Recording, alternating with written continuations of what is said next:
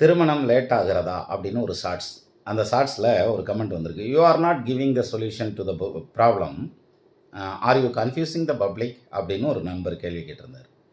நல்ல கேள்வி. அதாவது விஷயம் என்னென்னா, கல்யாணம் அப்படிங்கிறதுல எப்போ கல்யாணம் அப்படிங்கிறத நீங்கள் கரெக்டாக சொல்லலை அப்படிங்கிற மாதிரியான பாயிண்ட். இது யூனிஃபார்ம் கிடையாது, யுனிக்காக இருக்கும். ஒரு ஒரு ஜாதகத்துக்கும் ஒரு ஒரு மாதிரியான விதி அடாப்ட் ஆகும். இதை இப்படி சொல்கிறத விட நான் இப்படி சொல்கிறேன்.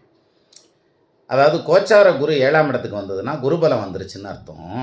அப்போ குருபலம் வந்துருச்சுன்னா கல்யாண காலம் வந்தாச்சுன்னு அர்த்தம் அப்படின்னு ஒரு கான்செப்ட் உண்டு. நீங்கள் நல்லா யோசிச்சு பாருங்கள், 7ஆம் இடத்துல குரு வர்ற எல்லா ஜாதகத்துக்கும் கல்யாணம் ஆகிடுதா? இல்லையே. 7ல் குரு வந்து இப்போ கல்யாணம் ஆயிரும்னு எதிர்பார்த்து வரன் பார்த்து எல்லாம் பண்ணி அதில் நடக்காமல் தள்ளி போகிற எத்தனையோ ஜாதகம் இருக்குது.